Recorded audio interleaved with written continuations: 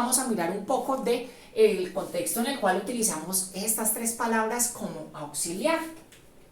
Para empezar, miremos esta afirmación. You hate me. Tú me odias, usted me odia. Aquí tengo la certeza de que tienes ese sentimiento hacia mí, pero si de pronto no estoy segura de si realmente sientes eso, lo más prudente sería preguntarte. Para preguntarte, utilizaríamos el auxiliar do adelante de esta oración. Mira, es la misma estructura, solo que con el auxiliar do adelante, y agregamos el signo de pregunta al final. Do you hate me? ¿Me odias? Importantísimo que le pongas la entonación de pregunta. Do you hate me? Miremos esta otra oración. He hates me. Aquí ya no eres tú quien me odia, sino que es él. Él me odia. Tengo la certeza, por eso estoy afirmando. Pero si no tengo la certeza de que él tiene esos sentimientos hacia mí, lo más prudente es preguntar. ¿Y cómo preguntaría en este caso? En este caso preguntaría agregándole a esta afirmación o a esta misma estructura, le agregaría entonces el auxiliar das adelante. Y le pondría nuevamente el signo de interrogación al final. Como puedes ver aquí en la pregunta, ya no pongo la S al final del verbo, ya que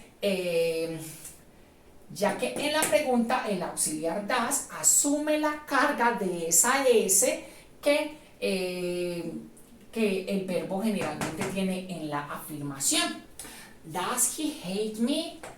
¿Él me odia? Muy bien.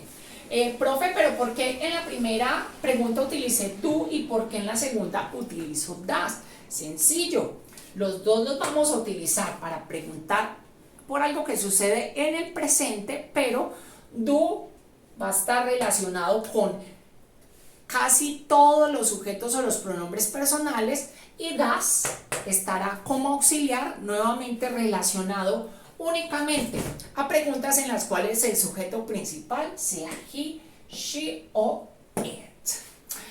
Muy bien, aquí tenemos entonces las interrogaciones en presente concluidas. Vamos a mirar ya las interrogaciones. ¿Qué pasa cuando quiero preguntar por algo que sucedió en el pasado? Miremos este ejemplo, esta oración. He played basketball yesterday. Él jugó básquetbol ayer. Sé que está en pasado por dos marcadores acá, que serían uno, la forma del verbo principal con ed al final, y dos, la presencia de la palabra yesterday, la palabra ayer, que ya cuando veo esta palabra en una oración me está indicando que esa acción sucedió ayer, es decir, en el pasado. Él jugó básquetbol ayer. Aquí estoy afirmando porque tengo la certeza de que eso sucedió, pero cuando no tengo la certeza de si eso realmente sucedió, lo más prudente es preguntar. Y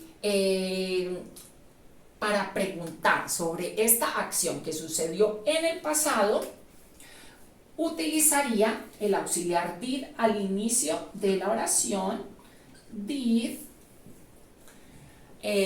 suprimo la terminación ed al final del verbo principal y agrego interrogación al final de la oración. Did he play basketball yesterday? Él jugó basketball ayer. Importantísima la entonación de la pregunta.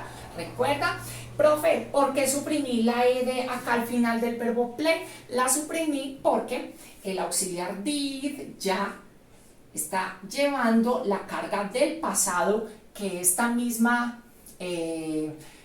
mismo verbo llevaba en la oración afirmativa. Como puedes ver, entonces, cuando hablamos de estas tres palabras como auxiliares, do y das estarán relacionados con el presente para preguntar sobre cosas que suceden en el presente. Das nuevamente relacionado a los sujetos he, she o it, pero si quiero preguntar sobre cosas que sucedieron en el pasado, voy a utilizar entonces did. Si te gustó y te fue útil este contenido, porfa, apóyame regalando un like, un comentario, comparte el contenido. Recuerda que estamos en Facebook e Instagram como 123 Inglés Gratis para ti. Thanks a lot for watching this video.